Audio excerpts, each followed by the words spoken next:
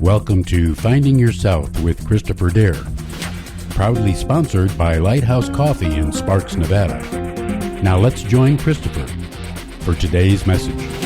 Hello, this is Kristopher Dahir, and I am on Finding Yourself. And we haven't talked about this in a little while, but just to remind you what this podcast is about, it's about forging your way forward, and I mentioned this in my introduction, but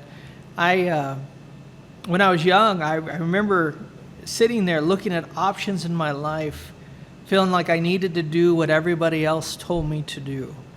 And there were good options, and there were people who loved me, and there was people that were wiser than me. But I remember standing there at the edge of a cliff. Well, it was like a cliff, a big hill, past looking in all directions, and I had some big decisions to make. And as I was praying about it, I felt like the Lord said, I don't want you to take any of those paths. And I remember standing there thinking, well, how am I getting off this mountain then? How am I getting down? And I feel like the Lord said, I want you to climb down this way. And I did. It wasn't, I made it, no problem. But when I got to the bottom, there was the principle in this that I lived by. And that's sometimes, there's a lot of paths out there, but you got to forge your way forward. And I'm not sure what you're going through or what's going on in your life. Listen to wisdom, look at the past. But there are some moments in life where you're going to stop and say, that doesn't fully fit who I am. I need to be who God's made me to be. I've got to listen to what He's telling me. I'm going to move forward. So that's a bit what this is about. Again, we're at Lighthouse Coffee. We love being here. If you want a cup of coffee or you want a conversation, give me a call and reach out, and I'd love to sit down and talk about some of these things with you. This conversation today is going to be about the idea of account building. Now, I know you're like, why am I going to talk about finances? You've been talking about conflict resolution. Now, when I'm talking about account building, I'm talking about relational account building, deposits and withdrawals, and how do you function.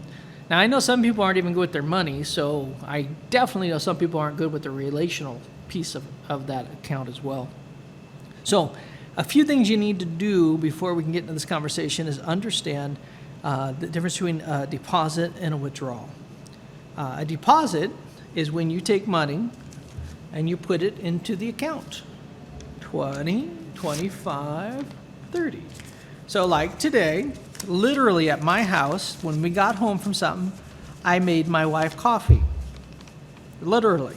That's a $20 deposit. However, this did happen. She wanted me to do something I didn't want to do because I had to leave. That's a withdrawal. You see what I just did? So I might think I have money in that account, but withdrawals happen all the time.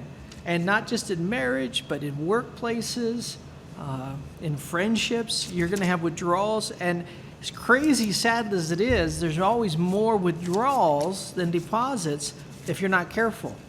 Most people focus on withdrawals and do not focus at all on deposits. I guarantee you this. If you're struggling in your marriage, if you're struggling at your workplace with your colleagues, with your boss, if you have friendships that are going sour, I will bet you don't know how to make deposits as well as you think. Now, it may not be all your fault, though. It might not be because you're not throwing deposits out, but maybe how you think you should deposit something isn't helping. For example, I said I went home and made my wife coffee, and that was a deposit. Well, what if I went home and instead of making my wife coffee, I made her tea? Now you're like, well, that sounds nice, except my wife doesn't like tea. Well, what does that matter? Well, it's huge because now something I did nice is a withdrawal.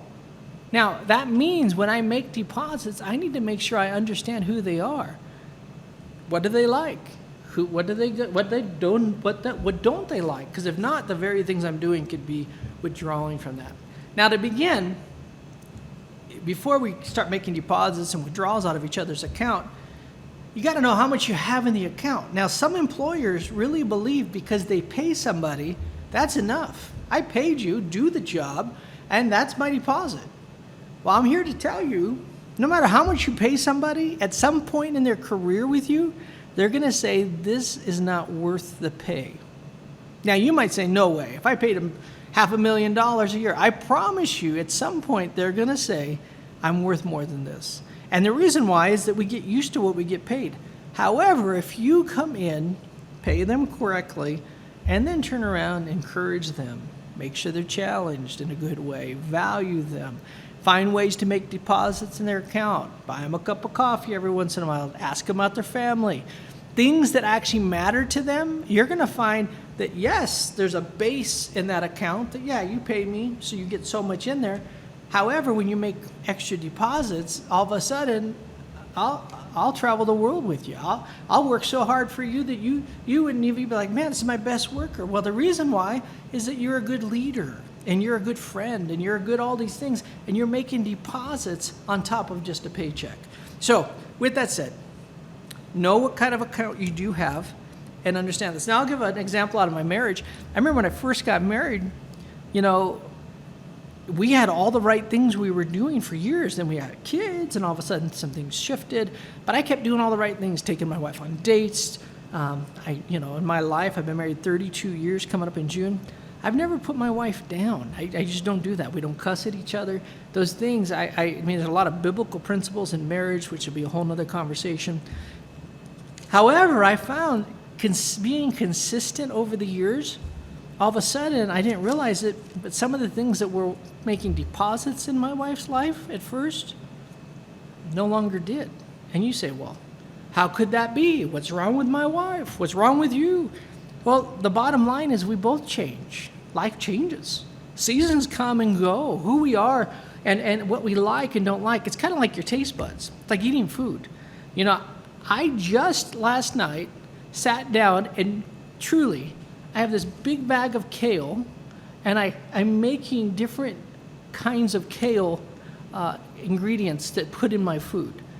If you would have asked me if I was going to do that even 5 years ago, I would have told you, you're nuts, get that away from me. But something's changed in me that all of a sudden kale makes me happy. That sounds odd, but it didn't used to do that. Now, it's the same in life. We have things that change and shift, inside of marriage. It has to do sometimes with kids, not having kids, that kind of stuff. Sometimes in your job, it has to do with new stresses that might come or new ideas that might come.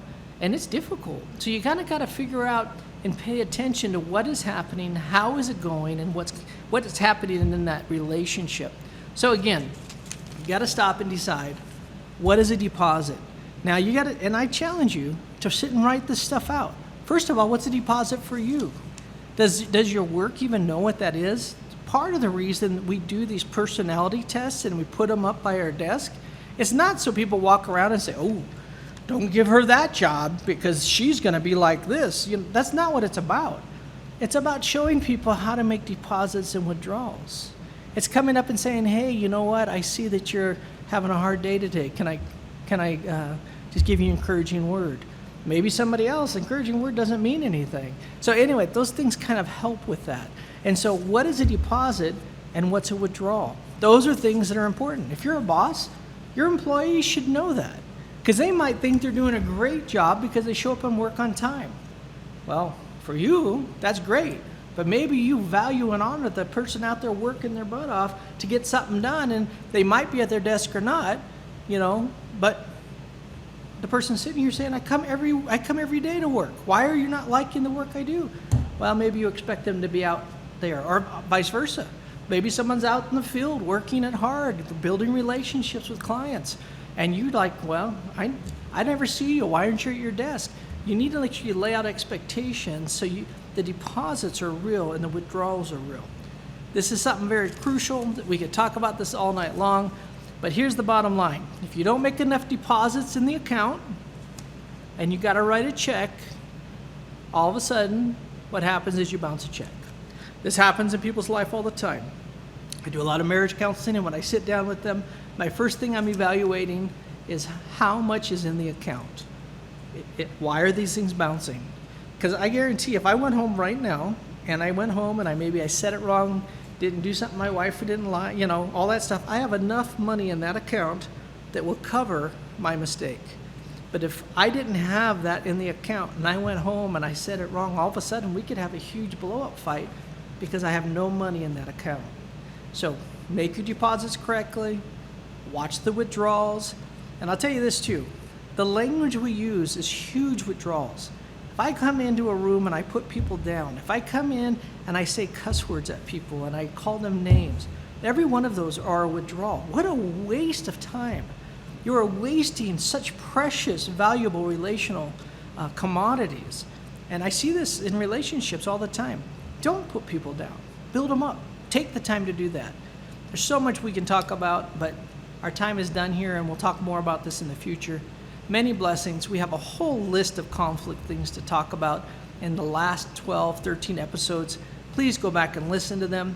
I'd love your thoughts as well. Feel free to reach out. Find ways to let me know what you're thinking. God bless you. Have a great day. Bye.